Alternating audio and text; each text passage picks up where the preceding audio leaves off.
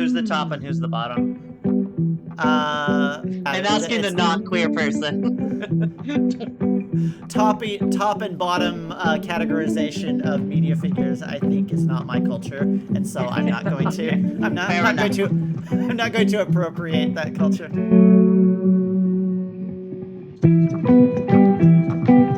Hello, welcome to my before and after gender reveal. What the Stop. fuck? Where is... Hello and welcome to Talking to Tomatoes, the podcast where we analyze the fundamentalist children's media that we grew up with, not just for its quality, but for the pernicious propaganda behind it. I am your suddenly de-bearded host, Eric Eberly. I'm the put-upon person having complicated feelings of a slight gender dysphoria, Jubilee Alexander. No, it's fine. Today we're doing our Christmas episode of Odyssey, not our Christmas special, but we have for you episode 54, Peace on Earth, aired December 24th, 1988. It's a 27-year-old episode. It's almost as old as we are. Did I say 27? I said 37. Yeah. I was like, wait a minute. No, I didn't do that math right. Anyway, it's kind of what you would expect from an early Odyssey episode about something like Christmas. God, this would have been right after Reagan. You know, this would have been barely a month after Reagan won his second term, right? No. Bush No. Senior This was right after Bush, so I'm sure they were sort of feeling like they could comment on the culture. We haven't exactly done a exhaustive look at the complaining about commercialism and you know what's the real reason for the season. Wasn't it also kind of like, what's the word? Like it was almost just like peaceful to hear just kind of a general I don't know if this is the thing to be focusing on, which is a thing that a religious sect could do and think about it, be like, has maybe the mainstream version of Christmas, rather than the absolutely rabid, howling bullshit of, oh my god, the Starbucks cup is a different cup of red. This is an assault on all thing. Santa's white, and it's just like, oh my god, this it genuinely didn't really bother me. Like it didn't feel. There was other stuff that felt way more pernicious than they were just kind of like, we're kind of should be focusing more on the, especially the context of these characters who are all themselves Christians. It's like, hey, shouldn't we, if anyone else, shouldn't we focus on like the religious aspect? Yeah, it was very introspective, and I genuinely I'm skipping to the very last phrase of the thing. A big dramatic thing happens, and then all the friends come over and everyone's rallying together, and the dad so quietly goes, hey, happy birthday, like to Jesus, in a quiet little moment to himself, like rather than even in that moment he was still kind of like refining his message in a way that I found a little bit touching. As actually just something, well, here, let's get into the story because we can tie something back to the end. So it's a Christmas. It's Christmas Eve in Whit's End, at Whit's End, and everything is busy. Whit is overwhelmed. He's like fielding phone calls, and Whit's End is busy, and his packages to his grandkids haven't gotten there. Also, his very first line of dialogue is something like "I'm sorry, sweetheart," and I was just like, whoa. Because like they set it up as like busy Whit's End. So the fact that the first thing he's doing is talking to his, I assume his daughter, on the phone, and but again it's like busy commercial place, and he's like, sorry, sweetheart, and I'm just like, whoa, Whit, calm down. It's only 1988. It's not 1958. Hey, dog, Jesus is the reason for this season. These dames in Christmas Eve. But yeah, so Whit's super busy and is like, I gotta get to this and gotta He's figure having out the my chillest. packages. Remember the episode about the big box store, and there was someone who was crashing out, but it was like the chillest thing ever. He's just like, I don't appreciate your business practices. Like that again. You were like Whit had like one line that was straight. Like he was expressing stress. He's like, "Oh, we are very busy. Oh, I don't really have time for this. Like I'm they gonna put deal me with on this hold. later. Yeah, they Ah, I got put on hold." Like the any parcel boomer has. delivery service didn't get my packages, and now they hung up on me. And it's just Ah, like, beans. yeah, yeah. Um, Also, I thought it was very interesting. Like the very beginning, they like dropping all this lore about both Eugene and Connie, where it's like Yes, apparently Connie. this is the year that Connie like became a Christian, and everyone's like, "Oh yes, you're." And I was like, "Whoa, that's a major character for." I guess she wasn't a Christian to start out, and then Eugene is making all these references to like non-religious, not just like what you sort of expect is like, well, did you know that Christmas is actually based on Saturnalia, something? But he's like, what my family, and he does it throughout the episode. He's like things that his family did for Christmas. That also made me go, is Eugene not a Christian either at this point? Is he? Is that like, is he? Which because it's such an old episode, it's like did they set up a lot more like I'm sure adversarial isn't quite the right word, but just like they set up some conflict by having characters who weren't Christians or characters who were like less religious or something. I'm very interested in how this how Connie's conversion and some of the stuff we learn later about Eugene. But anyway, Yeah, I kind of I want to watch the episodes where Eugene goes to hell next because you could solve the energy crisis if you could harness the hate I have for Eugene in my heart. I've accepted hating Eugene into my heart. there's the love of there's one ventricle is the love of Jesus and the other is hate for Eugene. Nope, they're both full of hate for Eugene. Nope, They were Eugene has bad. pushed it. Hey, it's like the Grinch, but it's the Grinch's heart growing three sizes, but it's hate for Eugene. It's just it's a Season's felicitations, oh my Eugene. gosh, I have a gun. I will help you out. You know, something else that I sort of liked about this that I have the feeling they wouldn't have made the episode like this even 10 years later than this one came out, because it's like the character of Whit is less like mythologized and like less like you said, he's not doing a Yeah. great job of showing his frustration, but we sort of get into, he is forgetting the reason for the season, and it's like that would never happen in the Oh yeah, 90s and the boomer self-insert, like self-adulation that he's usually, and no, he's kind of screwing up and he's not doing a great yeah, thing. 20 And he's got years a from now. boyfriend too, which we haven't gotten into yet. Whit's boyfriend. But yeah, like What the 20 years. hell was that character? I This don't. older gentleman comes on and is soothing Wed. It literally felt like Betty Draper coming in being like, "Oh, Wit, I would like a cup of tea, and I bet you could use a cup of tea." Like I've flirted with people less effectively than John did. Amid all the hustle and bustle, this guy named Tom shows up and yeah, has a weirdly soothing, which at first I got very like Clarence from It's a Wonderful Life, which will tie back in at the end again. Who the hell is this person? And he just keeps trying to get Whit to just like appreciate and be like, "Hey, don't worry, things will be fine. Oh, maybe the present if the presents might get there a day later and it'll be fine." Who's the top and who's the bottom? Uh, uh I think it's got I'm asking the it's not queer person.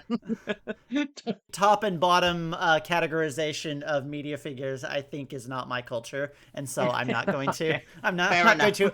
I'm not going to appropriate that culture. In 1988, Wit was probably a little switchy, but you know, because it's not gay if you're a top. I think by episode 700 or so, they'll be fully regaled in their Wit tops. Everyone else bottoms. You know, to me, especially once I sort of had like put a Tom in the like he's like an angel or something categorization. Then I actually found a lot of what he was doing to feel kind of sinister. Not really like, I don't know, it wasn't even exactly the actions he was doing. It's just like the way he was doing it, because he kept like just trying to distract Whit and like get him to not worry about things. Actually, what I think was a rather effective moment as a storytelling beat. He's like at the front window and he goes, "Whit, look." And Whit comes over and he's like, "What?" And there's just like a few seconds of actual like silence. I mean, you get like room tone, but like silence. And he's like, "The lights and the," he's Whit is George Bailey trying to get I forget what the I haven't watched that movie in so long. Trying to get his mortgage to the savings and loan. Oh, the savings and loan, yeah. And Tom is Mr. Potter trying to distract him. And it was so weird. Anyway, there's a little musical sting, and it's later, and things are calming down. Which and you missed this one, but I did. There was oh no, this was later on. There was a really effective like this is just kind of like a generic. All right, change of scene, but then something dramatic happens, and then they do a dun dun dun dun dun dun dun dun dun, and I was like, whoa! It's like a minor key. We wish you a Merry Christmas. There's genuine creativity and quality being put into that. So they go back to, oh God! And then, did you catch this? At some point, Tom said something to Whit, and I listened to it like 3 or 4 times, and I could not make it out. He said something like, like when Whit is like blah, blah, blah, blah, blah, buzzing around. He's like, "You're going on like a high safar." Did you? Oh no! Did you hold catch? on? Oh. Hold on. I'm gonna listen to it real quick. You're going like a high safar. And it's just not like you to get so. What the fuck is a high safar? Is it House of Fire? That's but what is that? Yeah, what does that mean? We couldn't figure it out, but Whit is blah, blah, blah, and then he's like, well, John Avery Whitaker, you're going on like a house of fire. House on fire. We think is what they're saying, which doesn't really make sense. I mean, yeah, it either means he's doing good or doing bad, but neither of those really work here in this case, because he's missing the reason because he's going too fast, but that's not like. Anyway, we spent an inordinate amount of time talking about the first like 4 minutes of the episode.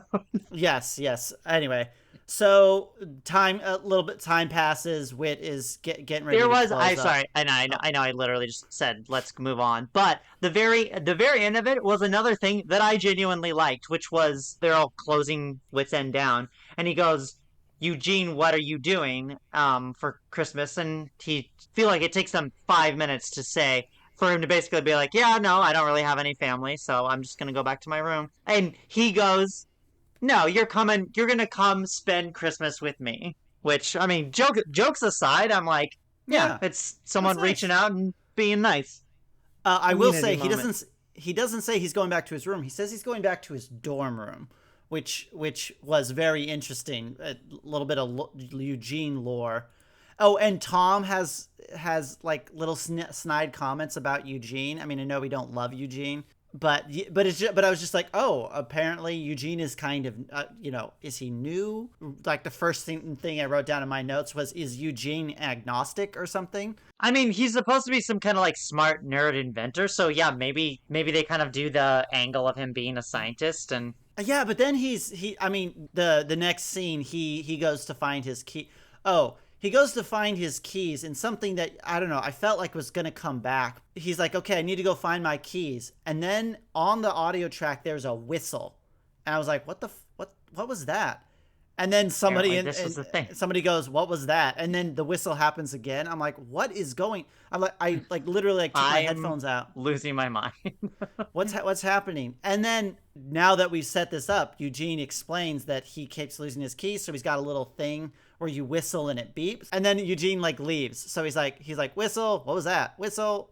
I got something that whistles, that brings when I whistle, so I can find my keys. It's like I can see one of the writers in the writer's room showing the thing that their kids got them for Christmas present. The height of technology. And then, but yeah, this whole what is Eugene's deal is further complicated because in that next scene, when as Whit's closing up, he goes and he finds Eugene just like sitting sort of in like quiet reflection before the nativity scene, and again, it's like that's fine, but what is Eugene's deal? Like he's It very really felt confusing. like he was going to be a bigger part, and he literally just said some fucking bullshit that made me want to do murder on him specifically. I forget. Does Whit go to the family's house? No, because it's just like It Whit just is like, cuts yeah, to their house. yeah, we just need to calm down, and then it cuts to a family's house, who we know some of the characters. One of the kids' name is Jimmy. And the girl's name is Donna, and then there are just the mom and dad. Imagine And looking at a 7-year-old and being like, Donna, come here. I know. I just like Donna. This was also very difficult to listen to because the fireplace Foley. Oh my god, it was scene, driving me nuts. There's this. I mean, I don't even know how to describe it because it doesn't sound. It doesn't sound like a roaring fire, and it's too it's like when you do the fireplace on YouTube's, it was like a constant crackle rather than like a little whoosh and then an occasional pop of the wood or I think it was like I'm sure I'm not using the words right, but I feel like it was like a very isolated part of the sound that a fire makes because it then turned way down, so you didn't hear a lot of it. But there were like these really consistent. I mean, it sounded like that. Could you hear that scratching at all? Yes, I could. Yes, I could. It was very unpleasant, but I'm so sorry. No, it's okay. I can fix it in the edit, so it's not quite so terrible. But yeah, so there's these people and they're talking, and somebody comes over because they're like the dad is like sort of bragging about what a great Christmas they're gonna have, and the kids are being very, I don't know, in this very like diluted way, because it's like it feels like the episode is afraid of making anybody like the bad guy. Yeah.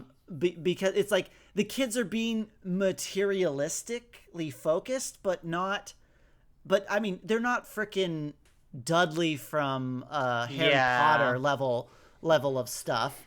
They're just like, oh boy, I think there's even no. Whit does come over because the boy mentions, because Whit is in like full on, oh, we got to focus on Christmas, on like the real reason for Christmas.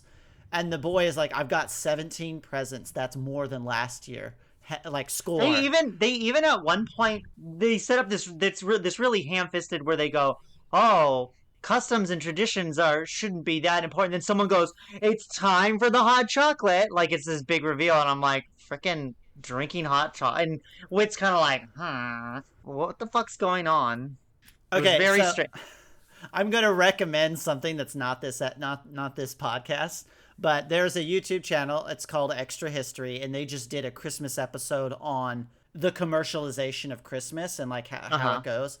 And they do it in this interesting way where they keep going back to different times, and like they start in like the 1920s, and then they keep going back about when, like, let's go back to when Christmas was not overly commercialized. And then the first thing they do is they find a source from that era, and they're like, here's somebody complaining about Christmas, like the true meaning of Christmas. And they literally go back. I mean, they kind of skip in the middle, but they're like, go back to the 1820s, and then they go all the way back to like ancient Rome and the festival of Saturnalia. Were people complaining about Saturnalia being too? No, it's not it being like too commercial, but it being too debaucherous and too long. Because apparently, like, at one point it was funny. A single feast day, and then it became 7. This felt very that, because, I mean, first off, it's so weird because Whit is like, we need to get back to the meaning of Christmas, and he's literally in the process of saying he says something like, we don't want to let traditions, and then interruption for a tradition that is not. I mean, I guess from the framework of this show, it's not like a Jesus and religion based tradition, so it's bad. It's not the let's all read the nativity story for 35 days, like. But yeah, he gets interrupted. Yeah, you can't read the nativity for that long.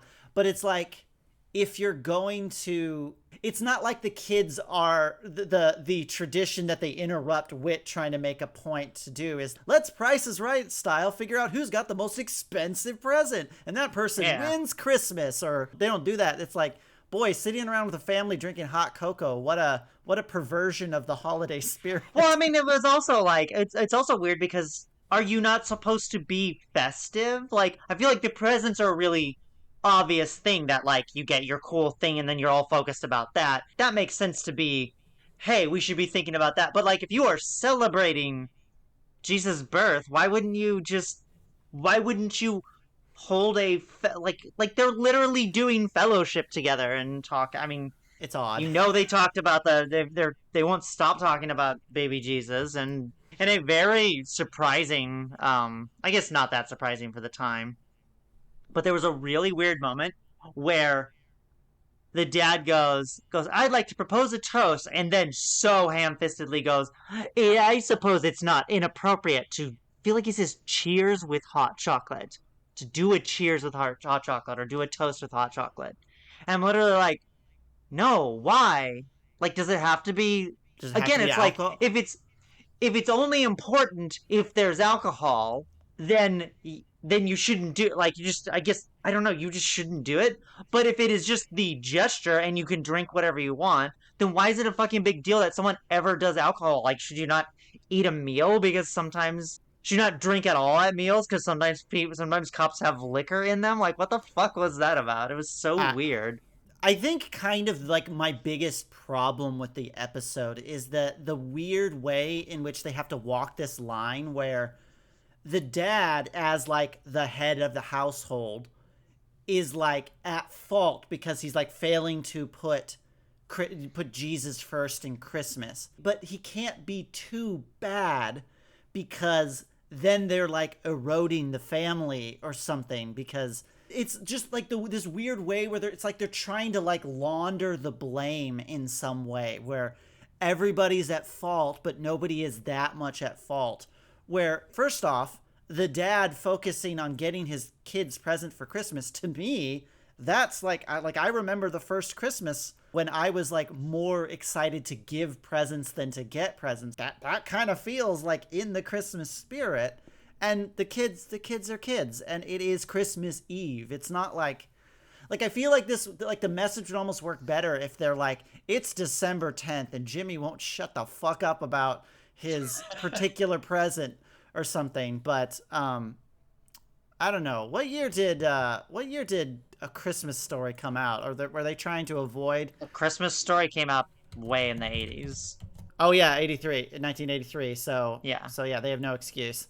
I was like, they were like, oh shit, we can't make it about a specific toy or else we're ripping off this. We just got to continue to rip off It's a Wonderful Life. Well, and then How the Grinch Stole Christmas from the point of view of the Who's.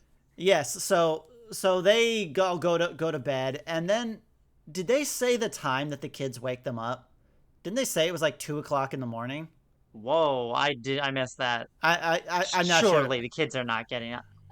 If they're going to cover their asses and say, oh, is it I guess it's appropriate to do a cheers with a cup of hot fucking chocolate, they're not gonna be like, yeah, kids, wake your parents up at 2 in the morning. They'll be like, motherfucker, I have 2 days off. And that also makes sense because even in the stretched weird logic of this show, I'm like, if the parents went to bed at 10 and the kids woke up at 2, that is a narrow window for everyone to fall asleep. And what happens is the family gets robbed. They get cleaned the fuck out. Yes. Grinch and his big old vacuum cleaner comes through, takes all of their presents. Is the tree gone too? No, the tree isn't gone because later somebody is like, I've got a few when they get saved. I got some presents I can put under the tree for you. But, okay. But they do get their food stolen. So somebody. Okay, first off, after hired the police parents that have to stay up and package all of this shit, and then hyperactive children are asleep a dozen or so feet away from this living room, and somebody broke in, took all of their presents and all of their food. They took their food. Like somebody is like, we're gonna here to to get the Game Boys and the jewelry, all, thousands of dollars in Christmas presents, and now we're going to take your turkey and the stuffing and Yeah. I'm gonna bring a loose turkey, throw a loose turkey in the back with all of your stuff, which ostensibly is only valuable because you can resell. Like, what the hell? So, yeah. I mean, the presents would have been enough. It was like you didn't need to do the food. The food is so specific and weird. It's almost like because they were setting up this whole thing where presents weren't supposed to be the important. It's like they had to make the wound deeper by like, you stole food from this family. Like, yeah, it would have almost like felt like retribution or something, or like appropriate for them to be. God stole all of your presents, so that you would just sit around and eat your Christmas dinner and be thankful Job that you style, have. baby. The old covenant is back. They're so chill about it too. The kids are a little bit whiny and waily. The dad's like, oh no, the presents are all stolen. I'm like, what are you doing? You are killing me with your mic work today. I'm sorry. Christmas has you riled up. I'm lit like a Christmas tree. Get it? There is so much about the way they set this up that is weird. First off, they come down and everyone is gasping and moaning for like what feels like 30 seconds. And because that stupid fire sound is there, I'm like, did the tree burn down and destroy? I literally thought that. I was like, did the tree burn? The robbery is so much more fantastical for it to have happened in this narrow this window of time than this. But they're not saying what's happened. And I was like, I'm sitting there going, they either got robbed or the tree burned down, but somehow didn't burn down the house. But then they finish freaking out about that, and then there's a scene transition, and they're like, the cops dusted for prints and are taking them back to the lab, and I'm like, first off, no, they're not. They don't give a shit. You're never getting your stuff back. They're writing a report and saying bummer. But then he says a weird, what I think is supposed to be this thing that we've identified, the weirdly technical, where the dad makes a comment of, they're probably our prints. They don't know what they're looking for, so they dust it. If they were to do this, they dust for everything and take all the prints they find. But it's their home, so they've touched all the stuff. I think what the dad is implying is that the chances of them them getting a hit on Interpol's database from these things is basically nothing. But just the way that he said it made me think for a split second. They're like, oh no, they're gonna pin the crime. We stole our own Christmas presents for the insurance money or something. And then, God, the dad before they get like It's a Wonderful Lifestyle saved at the end, the way he was dealing with his kids, not like trying to deal with this, what so annoyed me. The cops leave and he's like, well, I guess what you see is what we get. And the kids go, but Dad, there's nothing under the tree. And he goes, huh, exactly. And I'm like, dude, your kids are in fucking shock right now, and you got him, Dad. Like, someone had snatched your beach your beach bag or something, and it's like $35 worth of just stuff that's like annoying. You could be like, oh, I guess someone like reached into the car window and just like grabbed something out of there. You're like, damn. But like, the home invasion, and then he says, though, he literally goes, wait a minute, we don't have nothing, we're safe. You're safe? You're safe. Somebody broke into your... Can you imagine how violating that would feel? Hey, children, don't worry. Guess what? What could have happened is they could have taken our presents and hurt or killed you or us. Hey, don't worry. Don't worry. It's okay. Remember, kids, It could always be worse. You could always get murdered. And then he in sort of the turn it into a morality play thing, he says he's something like, well, I guess we've been too focused on presents and stuff and all of that. And then there's like this like what I thought is like a pause for a moment of reflection, and then he goes, well, and I'm like, what? Well, like let your say thank you for the nothing, children. You bitches. Just sort of gets back to where he's like both the source of the problem, which is because he has this sort of, And I guess it's like, again, with the way that they do things, where he has to be the one to point out his own failing, because if someone else does it, if anyone, well, certainly if anyone in his family does it, then that's disrespectful to the head of the household or something. Because it's such a weird thing that always drives me crazy because like as children, you see your parents screw up. There are moments when in the big macro like learning moments kind of things, but your parents will have moments where I don't have children, but like there will be moments where you know you didn't do something and you get in trouble for something and you're like, I know my parents are making a mistake, but I can't really argue right now. And it's like there was always this focus. Like I remember my our parents really my parents our parents really not liking anything that portrayed the parents as silly or stupid or foolish or bad. And I'm like, it's so unrealistic, and it made me feel personally like I didn't have a way to like deal with it when it happened. Like I mean, I I mean, remember being if you can't even use humor to be like, oh, I made a mistake right here. It's like, what? How do you expect? It's the weird assumption of like perfection from parents, which again doesn't even like fit into the worldview of all of this, because it's like we're like supposed to be like sinners and imperfect, and like that's the whole reason for God and Jesus and everyone, is because we are imperfect. yeah, and it's tied with the thing we were saying where they have to launder all the blame because there can't like unless there is a yeah, sniveling like mustache twirling villain. It's like you have like you can't be disrespectful to the dad, but you also he's screwing up, and then he just becomes this paragon by the end, which makes him act like a fucking alien because he's Yeah, been written and he's not like actively reacting. Like the mom wouldn't be crying and shitting herself because somebody yeah. I mean, broke in and none of us noticed. yeah, no, that would be so scary. Also, again, talking about the late '80s mic work here, the mom sounded like she was standing like this the whole time. She was so quiet. Like she was in the other room.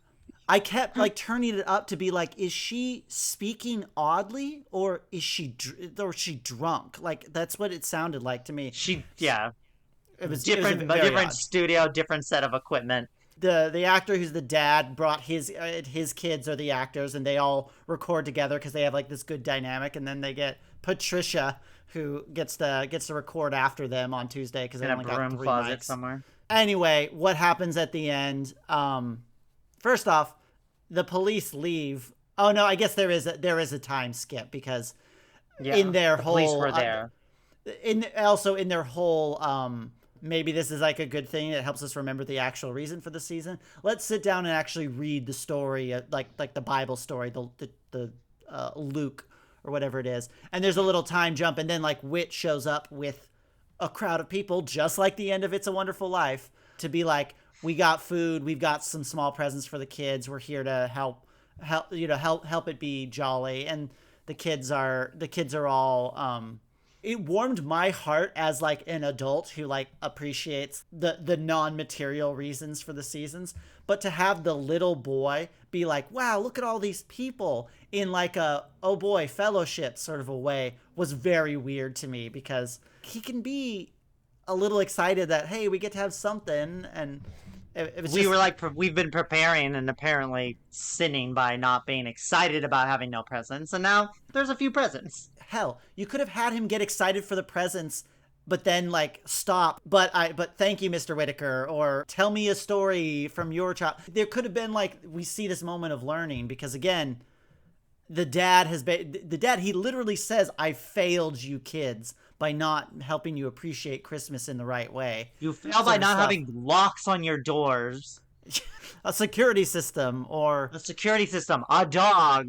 Oh yeah, and then just as sort of a final annoyance, as people who don't have access to the full catalog of Odyssey episodes, a bunch of characters show up. Oh, we have no idea who these fuckers are. Really pointed lines of dialogue There's someone who sounds like an Elvis impersonator, and there's somebody whose name is Lightning, which immediately made me go ka-chow. But yeah, just like, cool. Someone comes back and goes, I'm here to look for clues. What do we say? I heard over the police radio that you got robbed. Feel like you shouldn't be doing that. I missed that, but... And you said I came over to look for clues, and then the mom says, why do you have a bunch of wood in your hand? Or, like, firewood in your hand. And he goes, ha! Like, okay. Okay, that's funny. I missed that. Anyway, this episode sucked. Yeah, this wasn't a great one. But yeah, we're going to... So next week, we're going to watch an animated... I'm excited for that. Yeah, no, I'm excited to see that, but the waning Reagan eras and what it does to the media, not a fan. So yeah, join us next week. Maybe we'll see if we can get that episode out by Christmas Eve, and then you can watch it with your family. Remember that podcasts are the reasons for this. Podcasts are the reason for this season. In the meantime, follow us on the various social medias. We got our YouTube channel you can subscribe to or follow us individually. I am Eric.Eberly on TikTok. And I'm Titan of Joy on TikTok. Talk to you later, tomatoes. I don't want to do it. You don't want to do it? And I'm Chris. Rest in piss, Dr. Dobson, and I'm gonna kill Eugene with the gun that I have in my hand right now. Right after this recording session. Right after this recording session.